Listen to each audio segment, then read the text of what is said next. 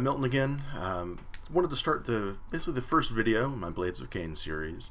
And before I start talking too much about rules, since my intent is to really cover the team as a whole, the first hurdle is why play Blades of Khaine in the first place? Why pick it over the 30-some other options out there? So for folks that aren't sure if the team is right for them or want sort of an elevator pitch and some details on why I think it's so fun to play, this video is for you. First, the lore. I said in the short intro video that I think the Craftworld Eldar are one of the most interesting and original... Sorry, my wife's out of town right now, and our cat's wandering around and being needy. I said that the Aspect Warriors and the Craftworld Eldar are some of the most interesting and original bits of lore in 40k, and I'll stand by that. There are great lore videos on YouTube. I know Brent on craftworldeldar.com just put out the first part of a big lore video. The second part out should be any day now. You should check out his content if you play Eldar in 40k and are interested in the super faction. But I wanted to talk a little bit about the lore of the team specifically, since that inspires the gameplay and its design. So, the Eldari live for hundreds, sometimes thousands of years. Every one of them is capable of serving as a guardian in their Craftworld's militia, and even these citizen soldiers are the equal of other races' elites. But after they're no longer needed, they return to the comforts of their daily lives in the only society in the galaxy that's post-scarcity. Some Eldari, however, choose to walk the path of the warrior and train martial skills. Before battle, these warriors don the war mask, entering a sort of altered psychological state where they can better handle the atrocities of war and let themselves really revel in demonstrating their superiority to the rest of the galaxy without opening their minds to Slaanesh. But some Eldari lose the ability to take that war mask off. These become exarchs, lost on the path of the warrior, with no purpose but war and no ability to live like a normal member of the Eldar race. So they perfect their skills and found a shrine on their craft world. Each shrine is a sort of dojo combined with temple to the Eldar god Khaine, the bloody-handed god of war and murder, where the exarch serves as both sensei and priest. And here they train other Eldari as aspect warriors, guiding them along the path of the warrior, and teaching them to embody one of the aspects of Khaine and to learn ritualized forms of war and destruction. The Dire Avengers follow the teachings of Asserman, the first of the Phoenix Lords. They're defensive specialists armed with incredibly accurate shuriken catapults. Howling Banshees are fast-moving shock troops, stunning their foes with psychically resonant screams before leaping into their midst with flickering power swords, and striking scorpions blend into their surroundings, patient and still until they ambush their enemies in a flurry of shots from their Manda blasters and blows from their chainswords. The Blades of Khaine are small squads of these aspect warriors, led by an exarch, and directed by the farseers of their craft world to accomplish a specific goal where a larger force would fail. So that's, a quick blurb about the fluff for the team. But if you're starting to consider playing Blades of Khaine, I'm sure most of you, if you found me, you're looking online somewhere, right? And so you've probably run into some people's hot takes on the team. Right now, the public perception of Blades of Khaine is that they're pretty bad. I don't think this is correct. There's a lot of negativity right now, despite the team having reasonable win rates in tournaments. A lot of the content creators out there have them at the bottom of their tier lists, are calling them Blades of Lame, which is, sort of funny, but a lot of those same content creators don't actively play the team, and it's a team that is kind of tricky to play. It's a team where a lot of the strength isn't obvious because it's not in their stats on the data cards. So, for example, last edition, Felgor Ravagers and Commandos were a serious problem because you have 10 wound operatives, and there's just a lot of meat to chew through in order to kill them. That is not the case with Blades of Khaine. Fragile. Or certain teams like Inquisition can take a bunch of melta-guns and just have a ton of piercing weapons and absolutely destroy whatever they shoot at. Not so with Blades of Khaine. So that's really important to keep in mind, is that a lot of the strength in the team comes from cleverly applying the aspect techniques at the right time in the right place in a given matchup. A lot of the battle reports that you'll see online, as I mentioned in my intro video, only run striking scorpions. And I think personally, I think that's one of the weaker ways to run the team, one of the weakest. And in certain matchups, it's straight up terrible. So I would caution you to take with a grain of salt some of the negative opinions of the team right now. Give them a try, proxy some models if you have to, and watch through this series of videos, talk to other people that are actually playing the team, and you'll find that they have a lot more play, even into some of the bad matchups, than the sort of online groupthink would say right now. My final point on kind of the public perception thing is that a lot of the people making these tier lists are talking specifically about the metagame at large GTs over multiple days. It's a grand tournament if you're not used to sort of the competitive Warhammer parlance. But my first question for you is that where you play the game? For the vast majority of people, it just isn't. So if you're playing narrative games, if you're playing socially with a couple of folks at your local store, or like I do in my second bedroom oftentimes, even if you're playing it at smaller tournaments or dipping your toe into more competitive play, the metagame is kind of meaningless unless you're in a hyper-competitive environment. And even then, there's always outs to it. So I would also recommend taking that with a grain of salt too. The metagame on a hyper-competitive scale isn't everything. But next, I wanted to talk a little bit about just some like pros and cons, strengths of the team, things that you might find interesting or worthwhile in making the decision of is this something that you want to collect. First, the team is APL 3. If you're new to Kill Team, what that means is that each model during its activation can do 3 actions. Most like normal humans, most things in the game that aren't like Space Marines or truly elite teams are APL 2. Having that extra APL is really quite nice. I've been playing a lot of Blades of Khaine for a while. I've gotten used to it, and then going back to playing an APL 2 team is honestly kind of tough to put up with. So that just feels good. Second, the team has offensive output. We may be made of tissue paper, but power swords are an excellent offensive profile, and even though the team doesn't have any, big specialist gunners, and all of our guns are 3-4 damage, which is the same as a bolter, all of our guns are rending, which means that if you roll a crit, you can turn a normal hit into a crit. Almost every weapon the team can take is either lethal 5-up or rending, and there's some ways to get both. So you can get a lot of crits, you can force a lot of damage through, even on teams with high armor saves like Space Marines. The damage might be a little bit spiky, but when it spikes, something's going to die.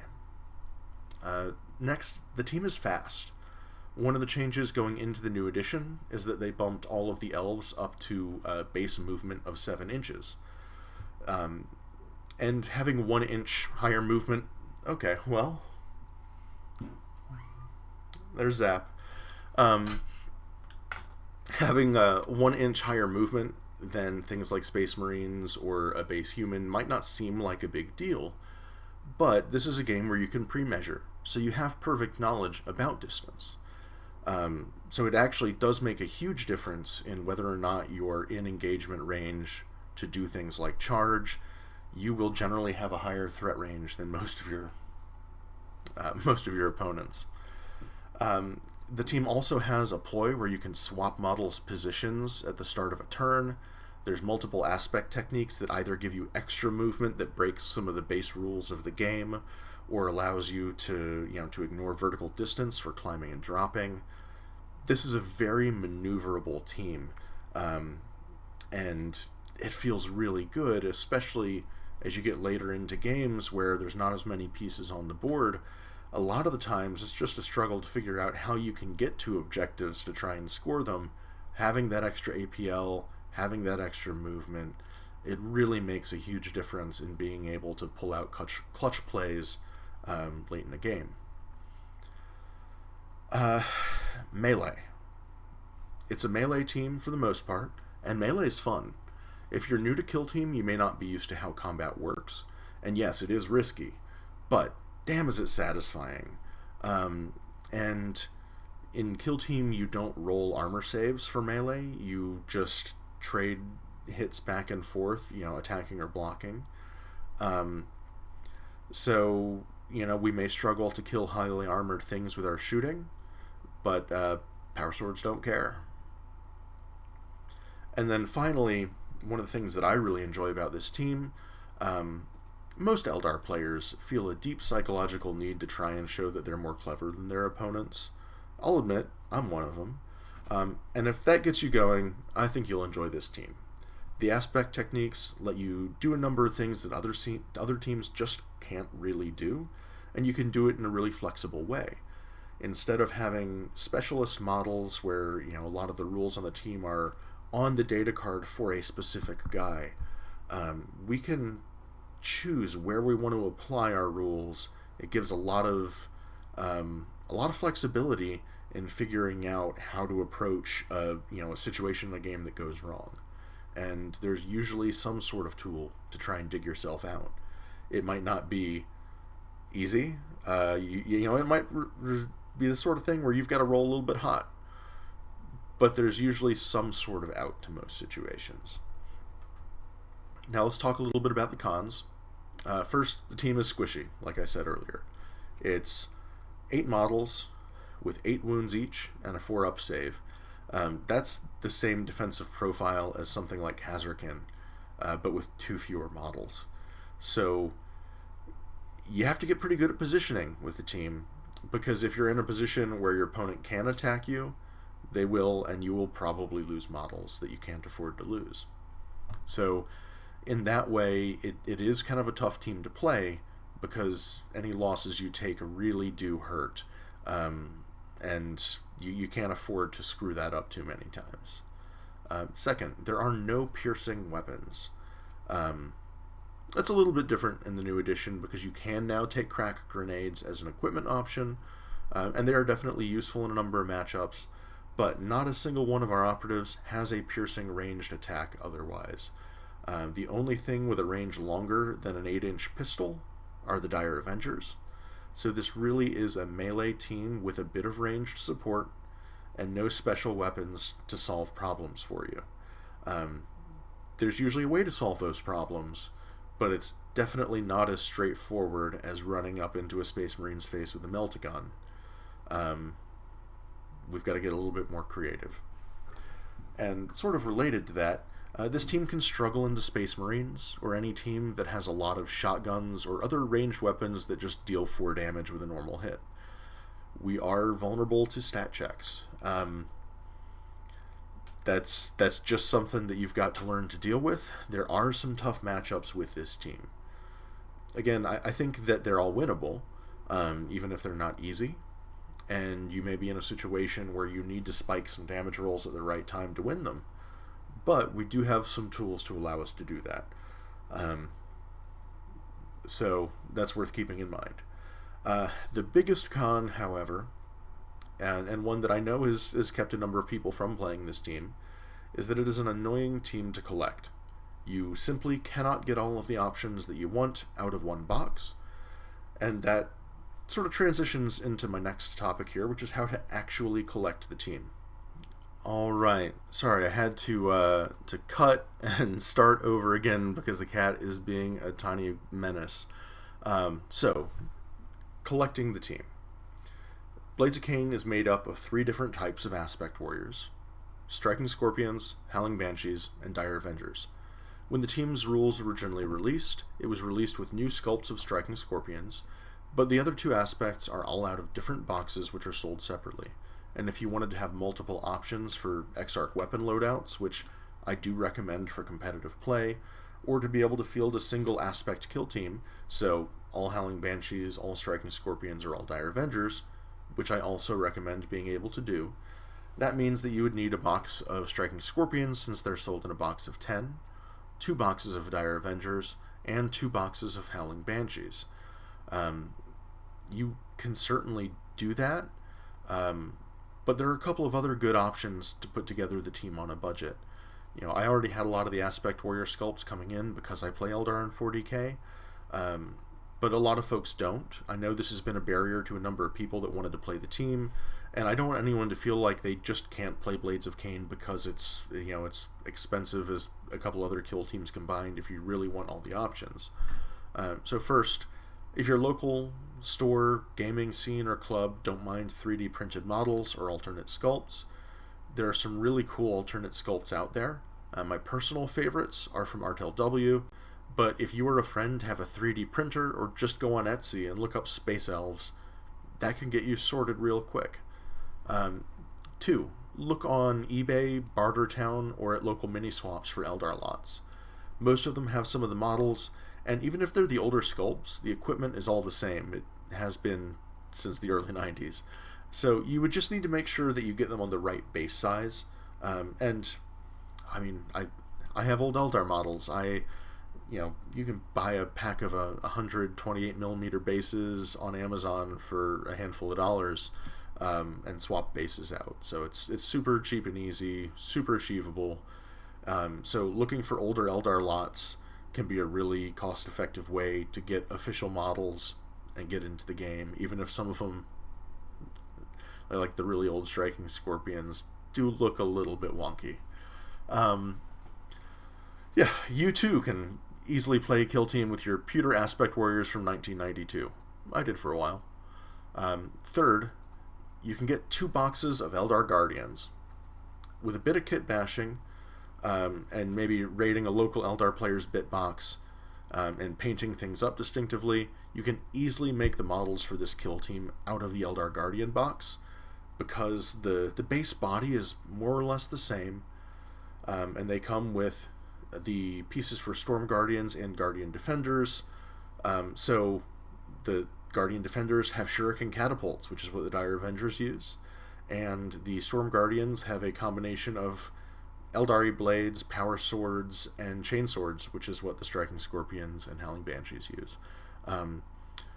Ideally, a little bit of conversion work on the helmets to make them distinct, and you'd have a really good looking team with official sculpts, with the new sculpts in the correct scale, for way cheaper than buying the individual boxes of Aspect Warriors separately. So, just a short video on a little bit of the lore, some of the things that I think are interesting about the team and public perception right now. I'm going to go ahead and stop this video and try to quiet down the cat and get to recording another one. Next video, I wanted to talk a little bit about the team-wide rules, how they function, and start talking about some of the mechanics of how to actually play the game and the team. See ya.